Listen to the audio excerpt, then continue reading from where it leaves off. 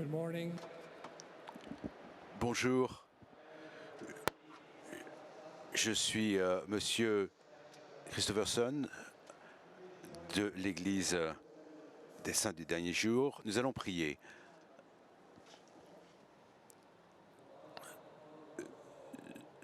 Dieu est Père de nous tous en Jésus, ton Fils et notre Sauveur, qui nous a fait. Nous sommes tes enfants, tes fils et tes filles dans la famille de l'Église. Aide nos familles dans toutes les parties du monde pour qu'elles soient unies en fidélité aux Écritures.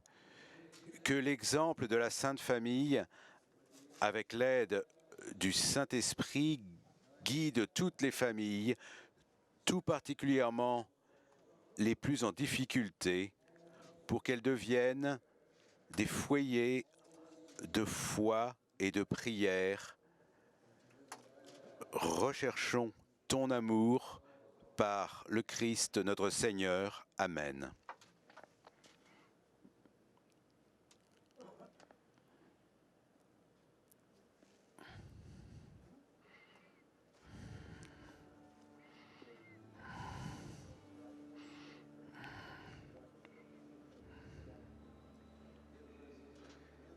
Eh bien, c'était vraiment difficile. Il y a de cela 2 ans, je ne travaillais pas, j'avais des problèmes, j'avais pas de contrat de travail, je n'ai pas pu tout faire, je n'avais pas d'argent.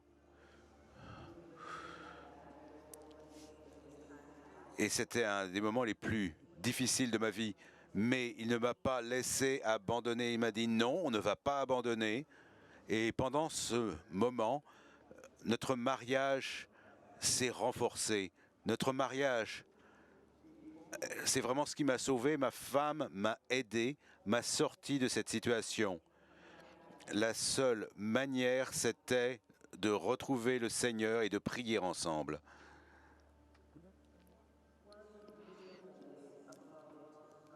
Ce qui est beau avec Dieu, c'est que c'est notre communauté, c'est la bonté. C'est comme ça que nous comprenons le christianisme. C'est comme cela que cela fonctionne dans les sociétés humaines. Il fonctionne comme une communauté. Et la beauté de Bruce et d'Elisha, c'est que c'est la vérité. Ce n'est pas idéalisé. Il y a des enfants du quartier qui ont été virtuellement adoptés par eux parce que les enfants savent et comprennent ce qu'est leur famille. Ils veulent être bénis.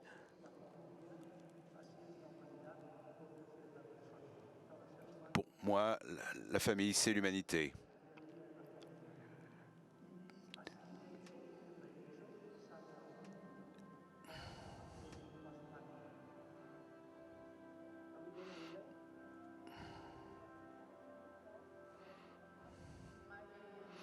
Ma famille, c'est ce qui compte le plus au monde pour moi.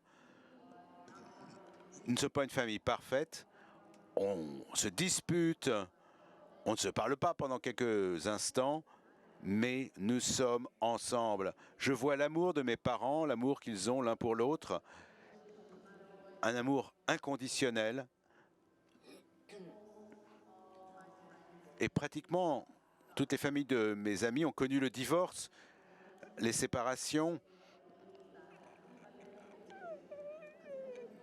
Et si vous êtes proche de moi, vous faites partie de ma famille. Les familles représentent une force, une source de force.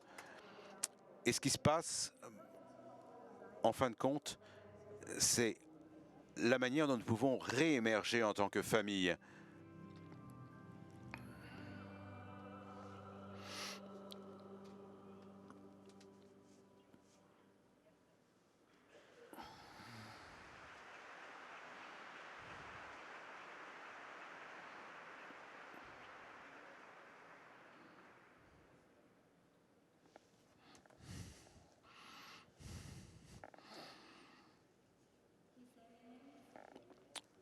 Son Éminence, Robert Cardinal Sarah, a été président du Conseil pontifical Cor Unum du dicaster du Saint-Évêché pour la réalisation des intentions charitables du Saint-Père. À l'âge de 34 ans, il a été nommé par Jean-Paul II, archevêque de Conakry, le 13 août 1979. Il a servi en tant que président de la Conférence des évêques de Guinée et président de la Conférence des évêques d'Afrique francophone de l'Ouest. Il a été à la tête de la Fédération catholique biblique pour l'Afrique et Madagascar. En octobre 2001, il a été nommé secrétaire de la Congrégation pour l'évangélisation des peuples. Depuis novembre, il a été nommé préfet de la Congrégation pour la vénération divine et la discipline des sacrements. Nous allons lui souhaiter la bienvenue, son éminence Robert Cardinal Sarah, le cardinal Sarah.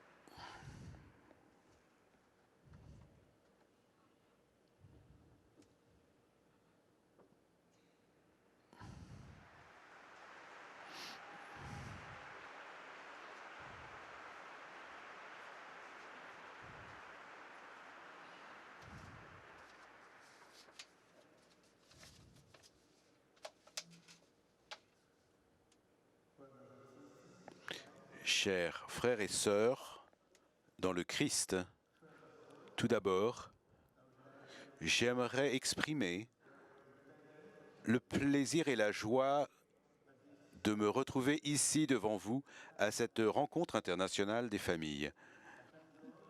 Je remercie Dieu pour sa grâce et son honneur et qu'il m'ait demandé et qu'on m'ait demandé de vous parler de la lumière de la famille dans un monde ténébreux.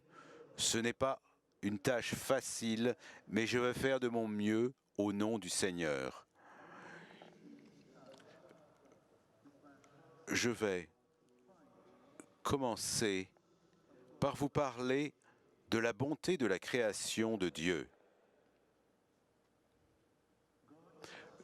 Dieu est amour, et lui qui est infiniment parfait et béni en lui-même, dans sa bonté, a créé l'homme pour qu'il puisse partager la propre bénédiction de sa vie. L'acte de création de Dieu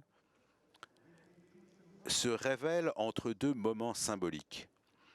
Le premier moment, c'est lorsque Dieu crée la lumière à partir du vide de la terre qui ne connaît aucune forme et qui est un monde de ténèbres.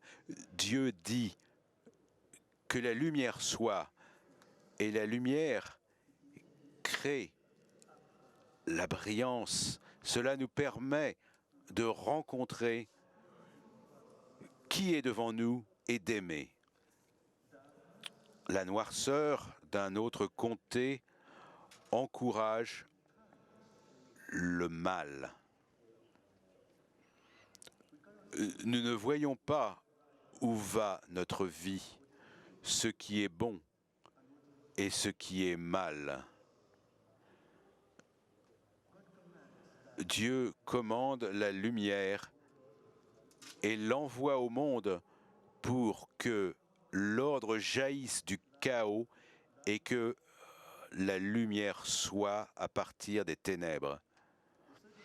Le second moment symbolique, qui est Le grand moment de la création visible du Seigneur concerne l'être humain. Dieu dit que l'homme soit à mon image, qu'il me ressemble. Quelle est l'image, quelle est la ressemblance que nous trouvons dans le divin? Eh bien, au cœur de tout cela, il y a les relations. Selon les propres termes de Dieu, cela révèle une pluralité de personnes que les Écritures sacrées nous montrent comme étant la Trinité. Une en nature et pourtant une distinction en tant que personne avec le Père, le Fils et le Saint-Esprit qui vivent en parfaite unité. Dans cette distinction et unité parfaite, nous trouvons la nature du Seigneur qui est amour, qui est la charité parfaite. La distinction signifie nécessairement le don de soi à autrui, la relation, l'ouverture. Cela implique la différence, l'autre. Seul l'amour et la charité parfaite peuvent créer l'unité de cette manière. Dieu, dans son mystère le plus profond, n'est pas une solitude, a dit le saint Jean-Paul II. Dieu est une famille. Il y a en lui la paternité et l'essence de la famille qui est l'amour. Dieu est amour, Dieu est comme une famille. Il est clair que l'homme a été créé pour être proche du Seigneur et pour l'amitié avec d'autres êtres humains. Dieu a fait la première femme parce que ce n'est pas bon que l'homme soit seul. L'homme et la femme sont créés comme étant la première famille humaine, égaux en dignité, complémentaires en relation.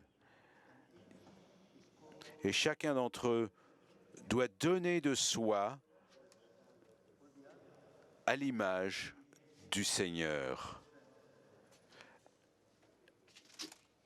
La relation avec Dieu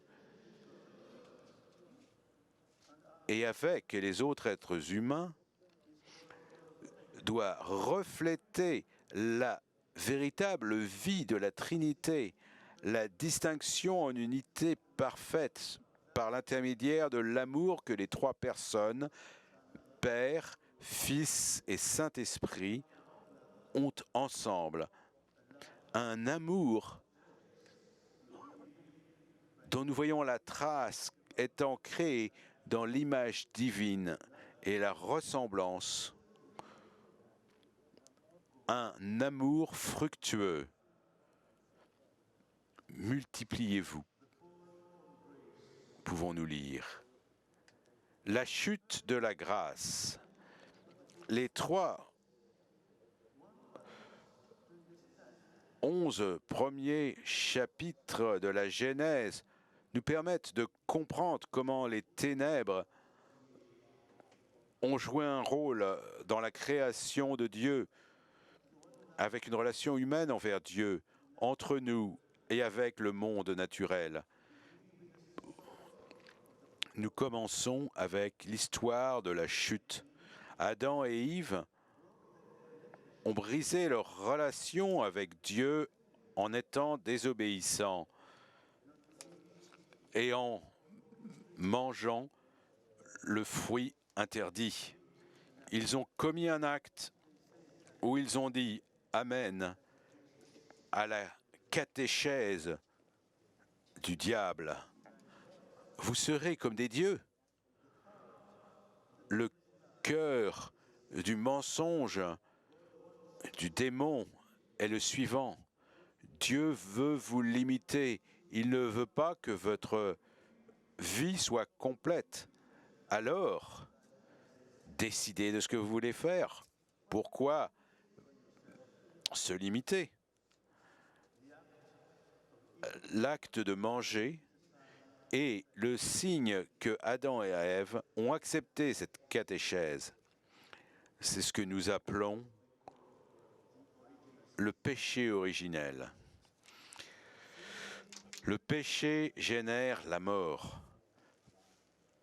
Pas seulement la mort physique, mais la mort ontologique, la mort de l'être. L'homme existe selon et grâce à Dieu, car Dieu est amour. Si nous acceptons par l'intermédiaire du péché que Dieu n'est pas amour, nous dénions le fait que le Seigneur nous aime et nous nous séparons de lui. Notre vie perd sa signification. Car nous sommes uniquement vivants que si Dieu nous donne son amour. Ceci est confirmé lorsque nous continuons à lire la Genèse. Les yeux s'ouvrent et ils réalisent, eux deux, qu'ils sont nus. Le sentiment d'être nu, c'est le sentiment de la mort de l'être, c'est-à-dire l'absence de Dieu. Adam et Ève ont fait l'expérience de la mort qu'ils ne connaissaient pas auparavant.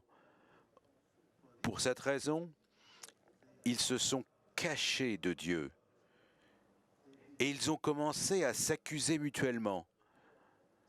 La séparation de Dieu, par conséquent, est également une séparation entre deux personnes. La première relation humaine a commencé à se désintégrer. Et c'est cela qu'effectue le péché. Le péché nous affaiblit. Étant donné que nous croyons que Dieu ne nous aime pas, nous commençons à chercher dans la vie l'argent, la célébrité, le pouvoir, le plaisir.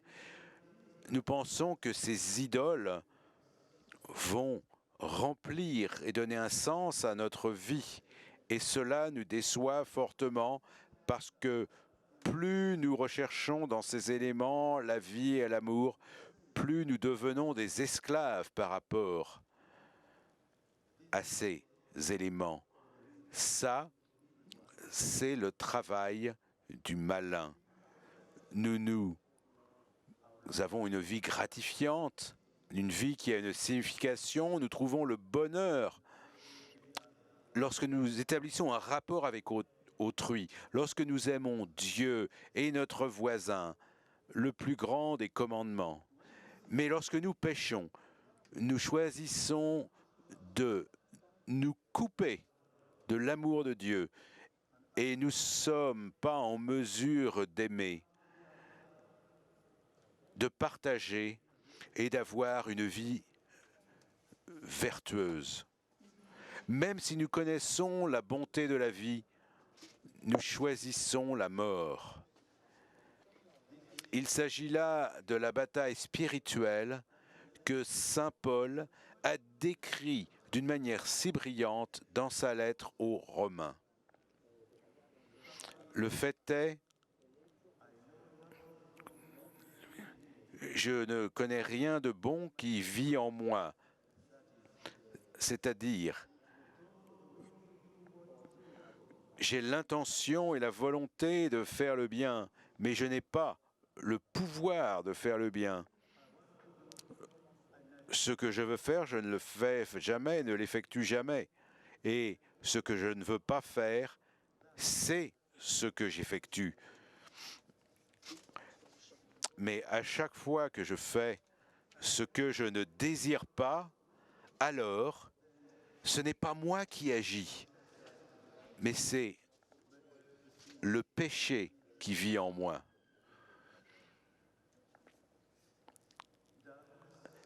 Les ténèbres enveloppent l'humanité. Il s'agit là de la condition de chaque homme et de chaque femme. Le péché originel, c'est comme une maladie qu'on ne peut pas contrôler et qui vous enveloppe. Quelque chose que nous avons hérité de nos premiers parents. À la suite de la description de la chute dans la Genèse, les chapitres suivants présentent la chute de l'humanité, le péché de l'humanité. En tant que conséquence de l'homme se séparant de Dieu, l'homme se sépare lui-même. Caïn tue son plus jeune frère innocent qui s'appelait Abel. Cet épisode introduit la réalité de la violence entre frères. Cette violence n'est absolument plus contrôlée jusqu'à ce que toute l'humanité soit totalement submergée par le mal et par la mort, signifiée par le déluge, par ces inondations au point que l'humanité va vers la destruction dans la tour de Babel. Sa construction, avec le haut de la tour dans les cieux, c'est un effort d'utiliser le divin avec une unité hostile à Dieu, avec une fierté des êtres humains. Il est triste de voir que chaque pensée du cœur humain devient le mal et que le Seigneur était désolé d'avoir créé l'homme sur la terre, quelque chose qui l'a beaucoup blessé au plus profond de son cœur.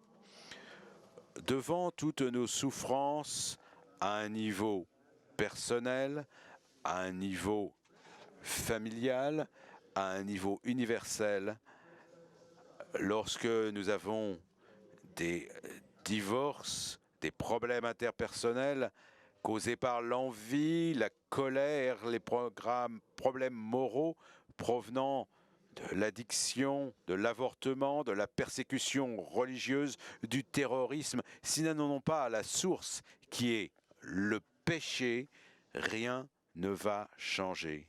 Le péché est le résultat de tous nos problèmes, de toutes nos souffrances.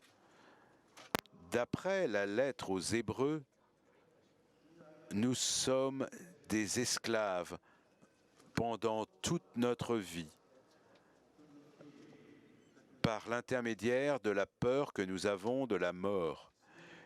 Le péché crée une frontière mortelle qui encercle tous ceux qui pêchent.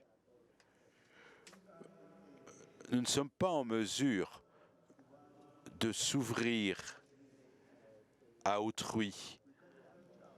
On ne peut pas tendre la main, on ne peut pas se transcender dans l'autre personne qui est devant nous. L'expérience de la mort qui nous possède ne nous permet plus d'aimer au moment où quelqu'un est en train de détruire, de tuer, de réprimer. Si cette situation ne change pas, eh bien nous ne pouvons pas employer la loi de Dieu, l'amour de Dieu et de son prochain et de son voisin. Voilà comment nous comprenons la racine de toutes ces difficultés. Comment nous comprenons la famille qui est au début de la création donnée par Dieu. Et là, nous revenons aux ténèbres, alors que son plan, le plan de Dieu, était l'amour et l'unité trouvée dans la Trinité. Les personnes, parfois même du même sexe, se retrouvent et cohabitent, effectuent des avortements, des séparations, des divorces et ne veulent pas se préoccuper des membres les plus faibles de la famille, ne veulent pas s'ouvrir à la vie, ne veulent pas s'occuper de ceux qui sont âgés et qui sont malades dans de nombreux endroits du monde, qui a oublié Dieu, ou, comme l'a dit le pape Bénédicte XVI, la foi dans de nombreux endroits semble être une lumière en danger d'être étouffée. Il y a des lois qui encouragent ces brisures, comme celle de tuer des vies innocentes, comme les nouvelles formes d'union, comme l'euthanasie, comme les suicides assistés. Même les membres de l'Église peuvent être tentés d'adoucir ce qu'on apprend du Christ sur le mariage, sur la famille, et d'être d'accord jusqu'à un certain point. L'idée qui consisterait à placer le magistère dans une jolie petite boîte et de le séparer de la pratique pastorale qui pourrait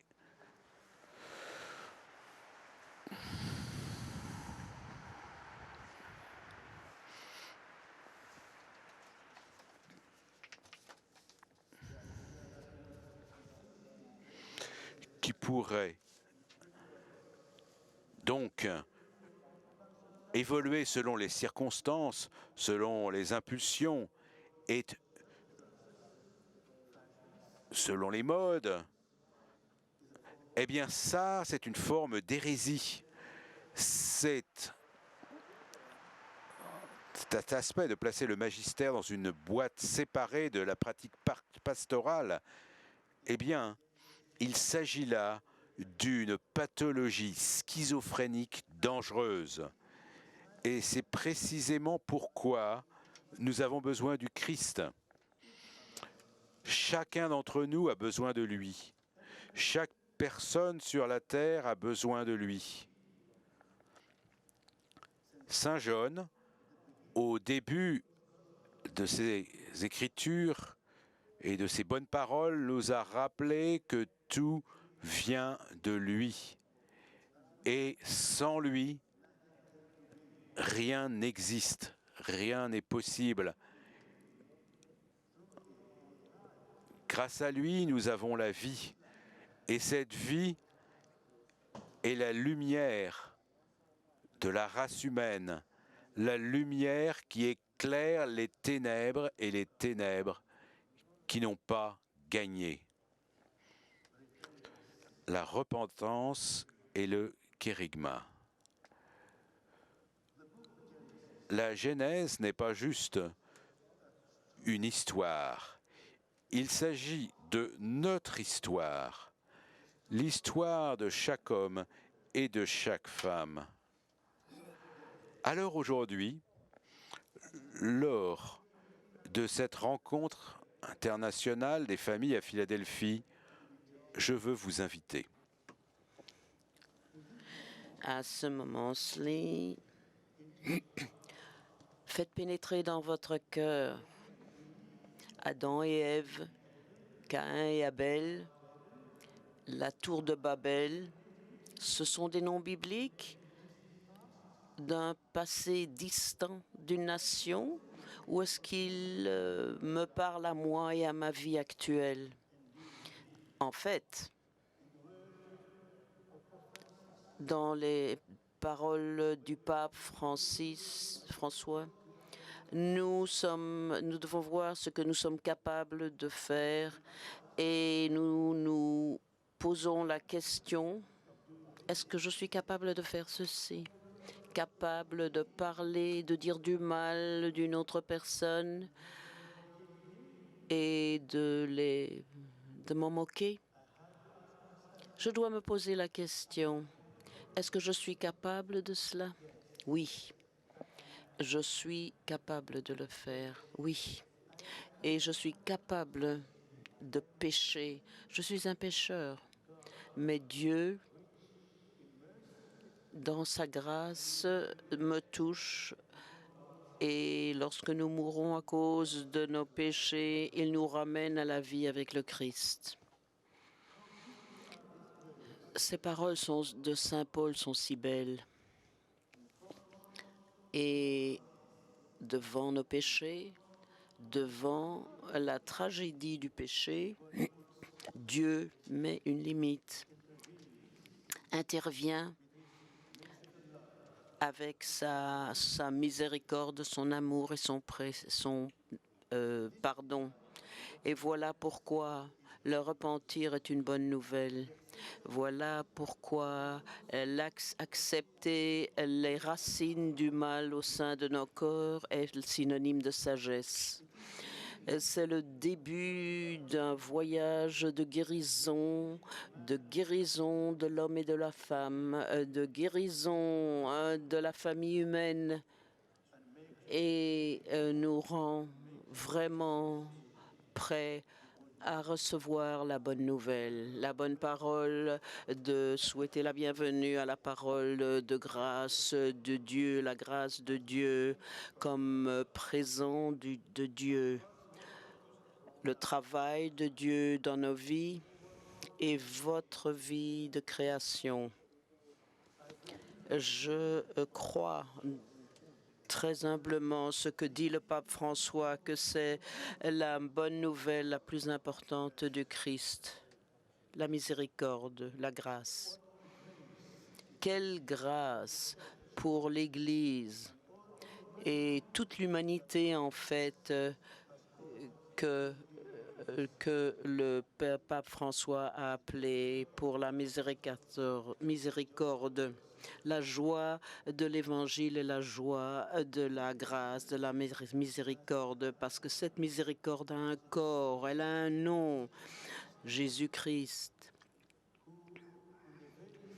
qui, sur la même montagne où Isaac a été préparé, où il portait la croix et a fait l'ascension de cette route.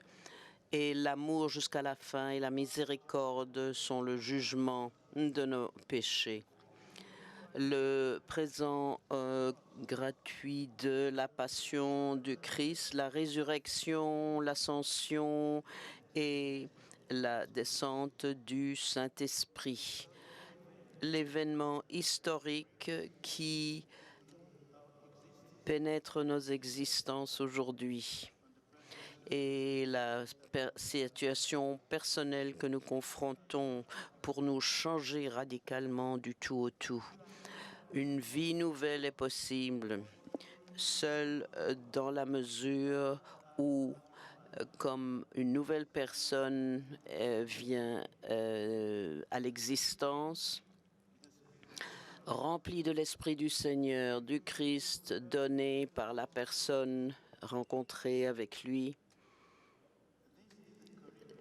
C'est le charigme dont parle le pape François dans son message apostolique, la joie de l'Évangile. Le charigme contient 3 éléments de base qui nous offrent cette vie nouvelle. D'abord, Dieu aimait tellement la parole qu'il a donné son Fils unique à chaque personne qui croit en lui et ne périra pas, mais aura une vie. Et l'initiative est celle de Dieu. Voyant notre état, notre condition à partir du moment du péché originel, Dieu ne reste pas indifférent. Il envoie son Fils dans le monde pour que nous puissions voir à nouveau ce que nous sommes appelés à voir. La vie de Dieu pour nous, c'est de partager, c'est notre nature, celui qui s'aime lui-même. C'est ce que les pères de l'Église appellent un commerce agréable, l'échange des miracles, de devenir incarné en assumant une nature humaine pour lui-même. Dieu nous octroie en échange la participation et qui serait autrement inaccessible et dans les mots de saint Irénée de Lyon, et que Dieu est devenu homme pour que l'homme puisse devenir Dieu. Deuxièmement, la passion de Jésus-Christ accompagne cette mission en nous offrant la vie divine. Saint Paul de Tarse a dit que la mort est entrée dans le monde par le truchement du péché. Et vous et moi, nous sommes sujets à la mort. Nous sommes à cause de nos péchés. Et pourtant, nous ne mourrons pas, car Jésus prend notre place.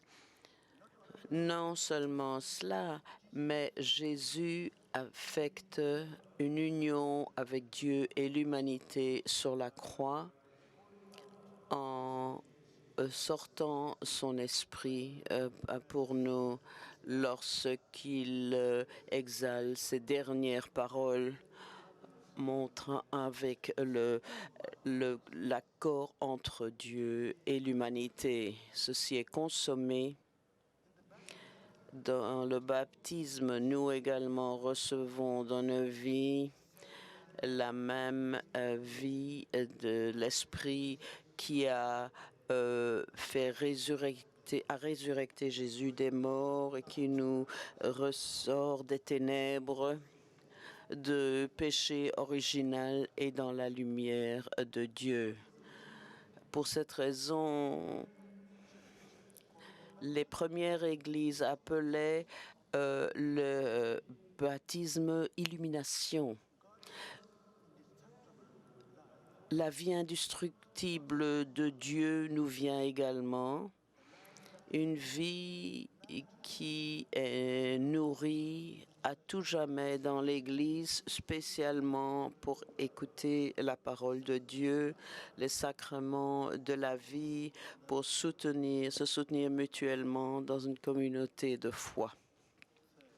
Troisièmement, en sortant du tombeau, Dieu a ouvert les cieux pour nous.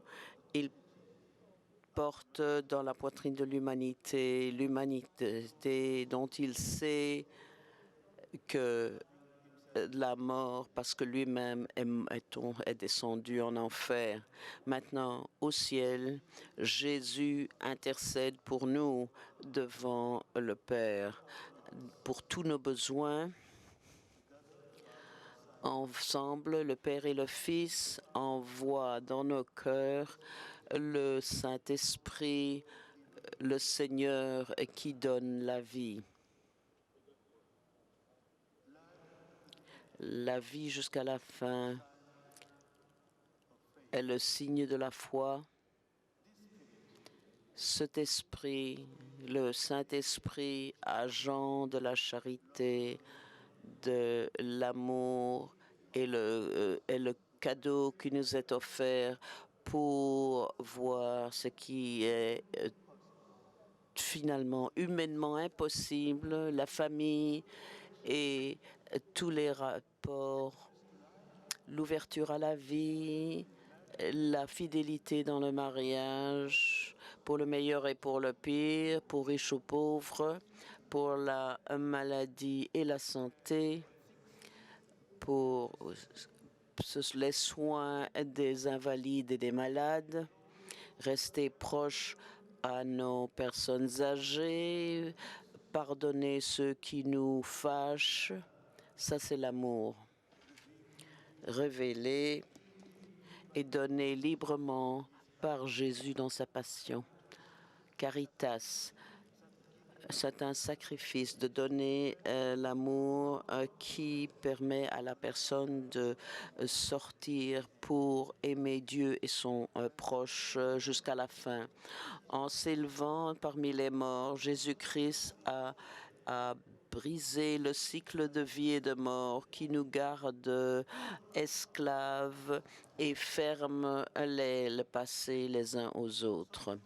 Donc, nous pouvons traverser la barrière qui nous sépare les uns des autres et les aimer.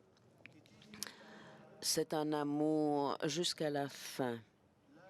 L'amour dans la dimension de la foi, jusqu'à l'amour de l'ennemi.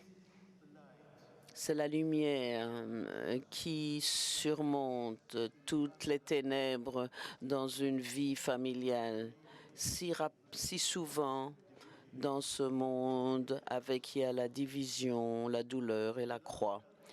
Pour aimer autrui, lorsque lui ou elle sont différents ou difficiles, cela veut dire qu'on surmonte la mort. Nous passons de la mort à la vie par la puissance du Saint-Esprit. Ce n'est pas moralisé. La grâce de Dieu vient avant le devoir de la personne. Nous répondons à une initiative divine.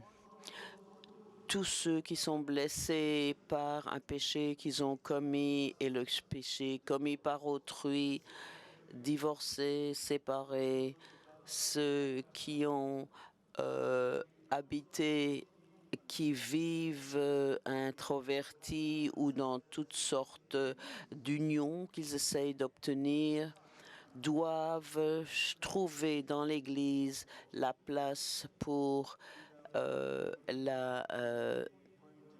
sans montrer du doigt, sans se faire montrer du doigt.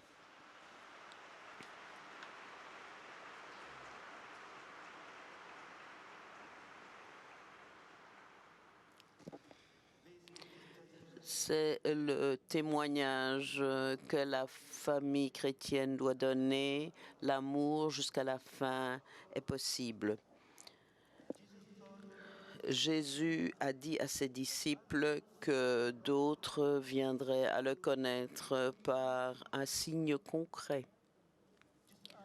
Ceci a demandé comment je vous ai aimé, vous devez vous aimer les uns les autres également.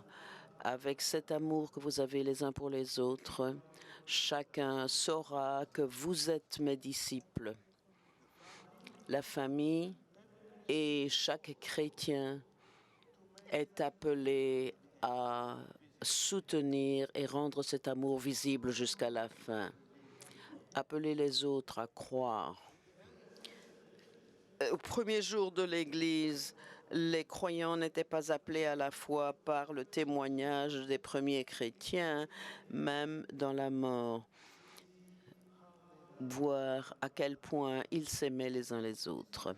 Cet amour est plus robuste que toute ténèbre que Jésus a demandé dans l'Eucharistie a été donné les uns pour les autres pour la grâce et le vrai esprit de Christ qui surmonte toute barrière, tout obstacle. La famille chrétienne est parle à la foi et l'amour. La famille donc deviendra le premier évangélisateur par sa vocation et comme l'écrit le pape François, la famille doit répartir son amour dans le monde qui l'entoure. La famille est la source de la foi. La foi a besoin d'un endroit où elle est transmise, elle peut croître, où elle peut devenir une expérience vivante.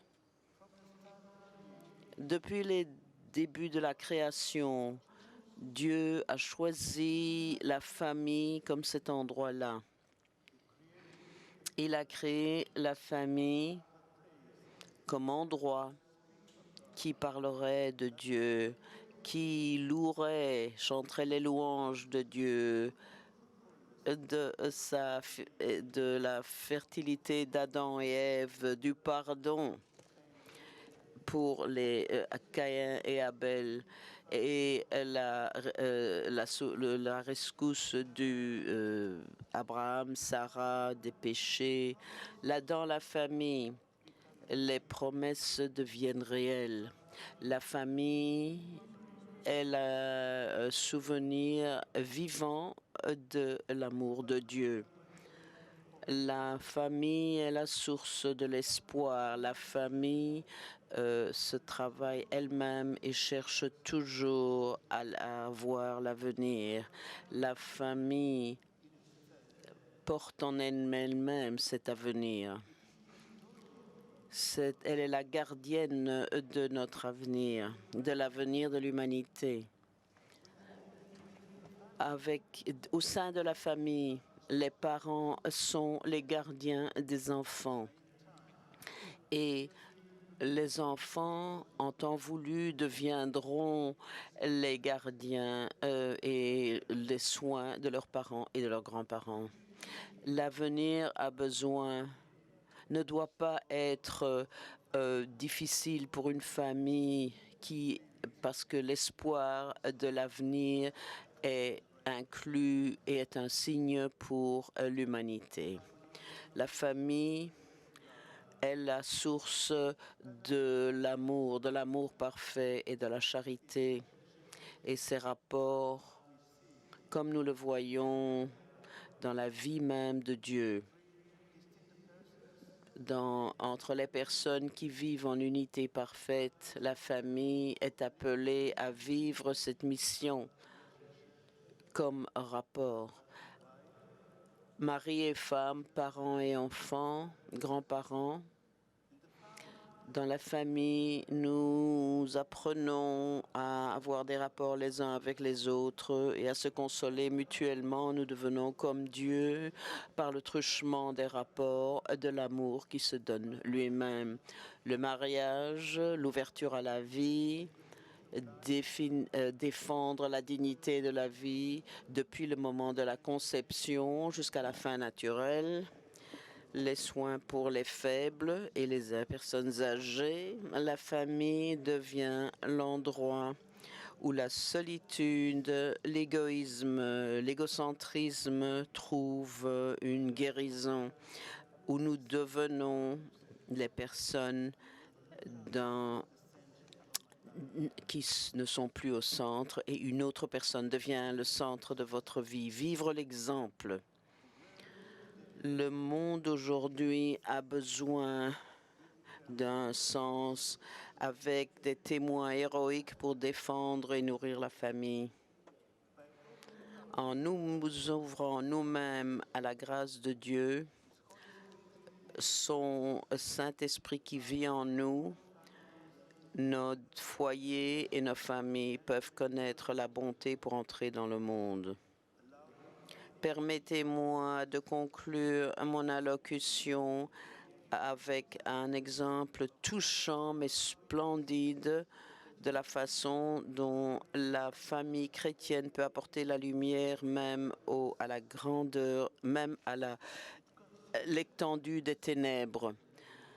C'était le 11 septembre 2001, le jour où les tours ont été vus, le massacre à New York. dans le sens d'une famille réelle. Frank Palumbo, sa femme Jill et leurs 10 enfants. La plus jeune, Maggie, qui avait 1 an au moment, et l'aîné, Anthony, qui avait 15 ans. Une famille très catholique, certainement. Dans une interview, Jill raconte comment elle était inquiète ce jour-là parce que elle pensait qu'elle était enceinte. J'ai dit à Frank, pourquoi c'est tellement rapide, je vais devenir folle. Frank m'a répondu, ne t'inquiète pas de cela, mais quel nom vas-tu lui donner?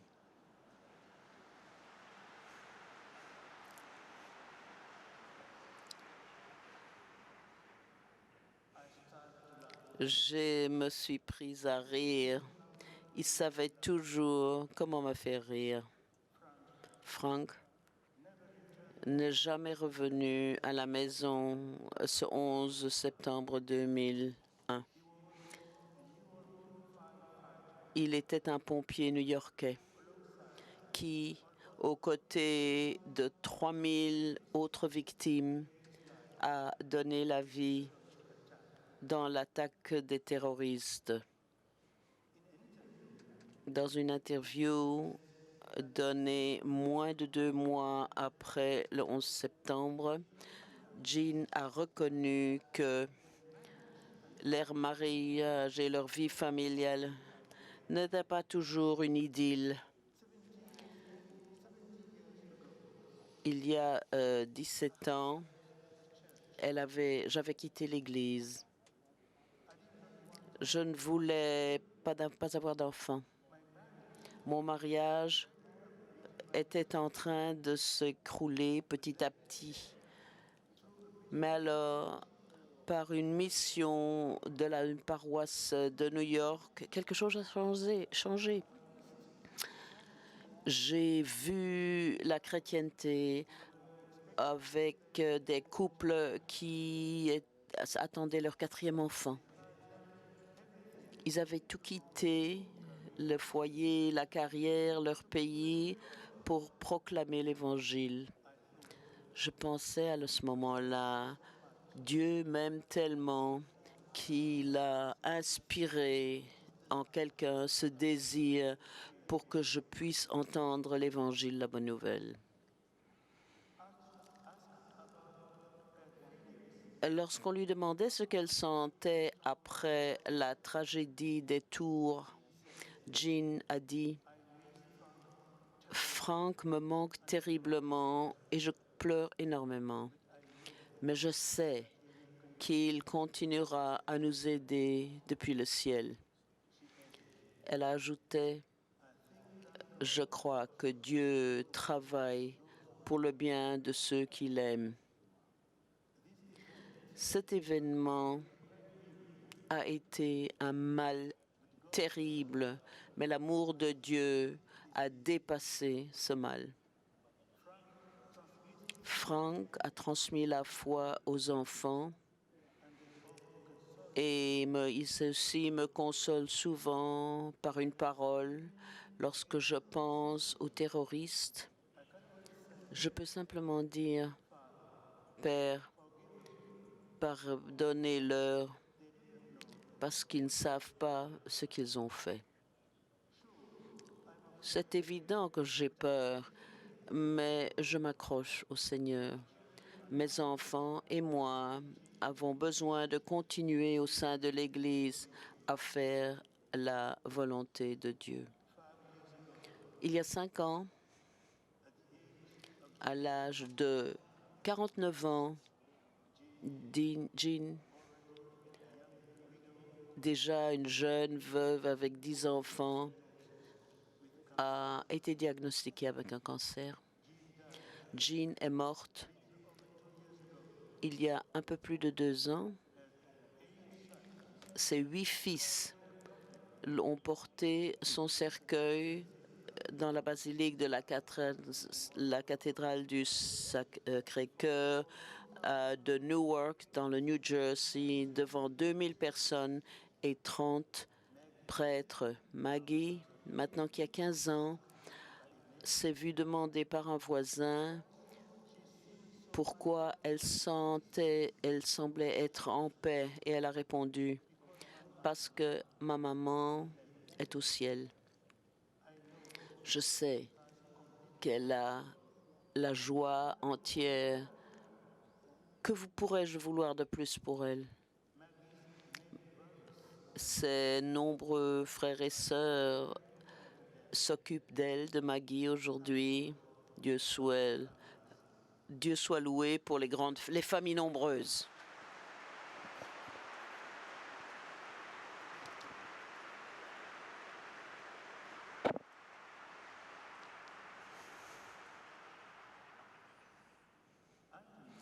Anthony, le fils aîné, qui a maintenant 29 ans, a servi et le père qui a donné un témoignage, c'est le père de 10 enfants, un pompier, mais c'est un homme croyant et a certainement inspiré Anthony à entrer au séminaire. Il poursuit une carrière de prêtre pour l'instant, une vocation de prêtre plutôt. Dans les années à venir, Anthony sera ordonné prêtre.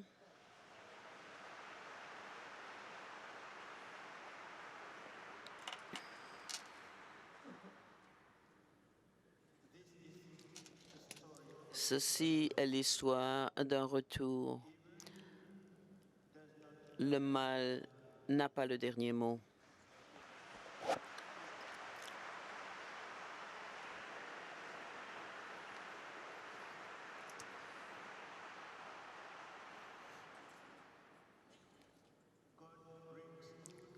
Dieu apporte le bien à partir du mal. Voici comment Dieu a travaillé depuis le début de la création. Dieu n'est pas submergé par le mal. Il submerge le mal avec le bien.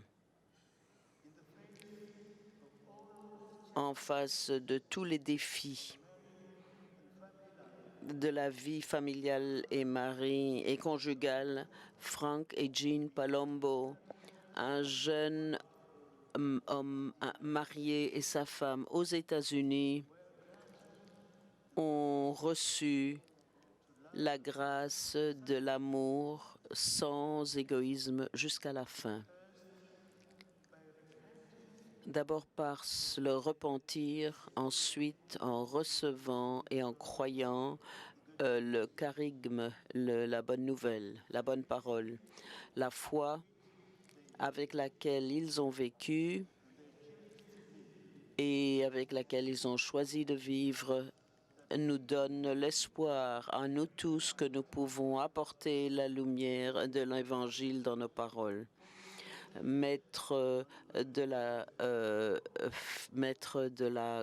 quelque chose de concret dans les paroles de Saint Paul, que vous puissiez être un but de force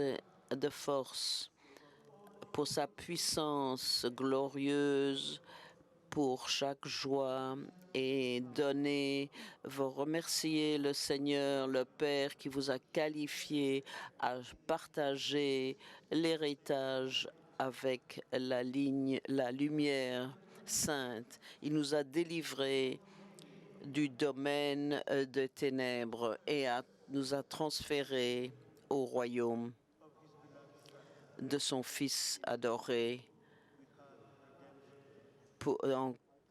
en qui nous avons la rédemption, le pardon de nos péchés. Que Jésus-Christ soit loué. Amen.